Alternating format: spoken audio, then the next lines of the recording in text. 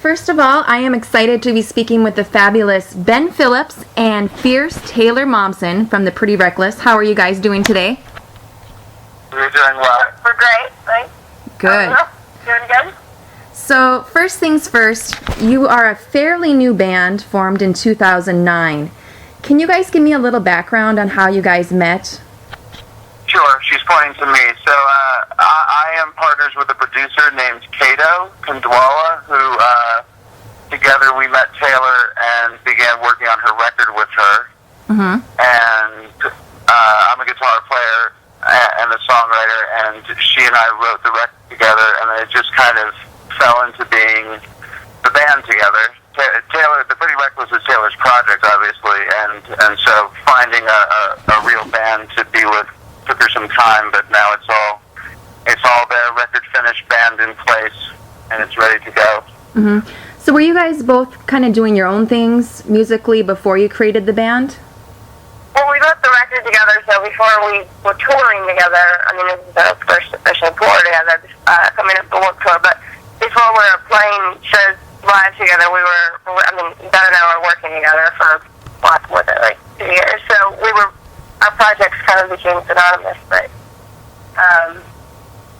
yeah, I guess, for the music thing, we were working together and writing the record together, so.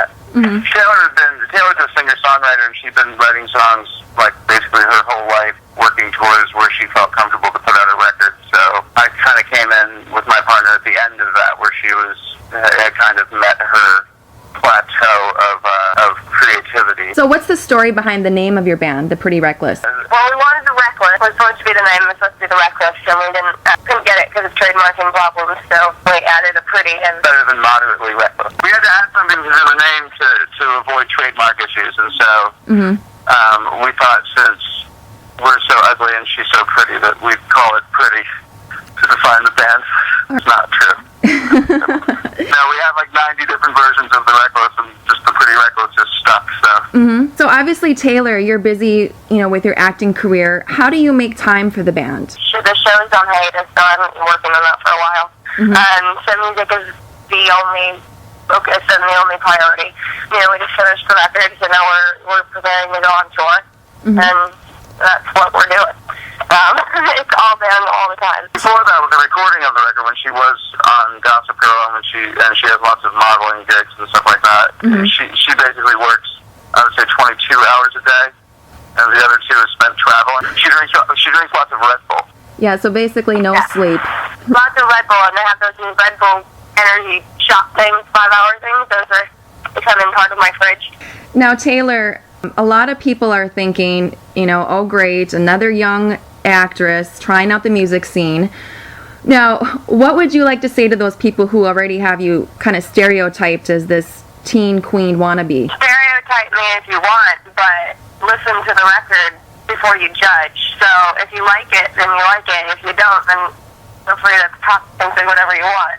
Just don't judge it before you've heard it, because that sounds fair. Listen to the record and then decide what you think of it.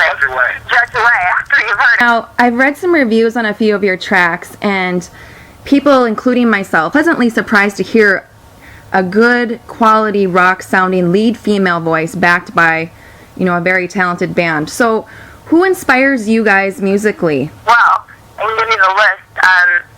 We're all giant Beatles fans. I grew up listening to the Beatles. It was my first kind of influence, and really just music I had heard when I was younger. So the Beatles are a giant influence.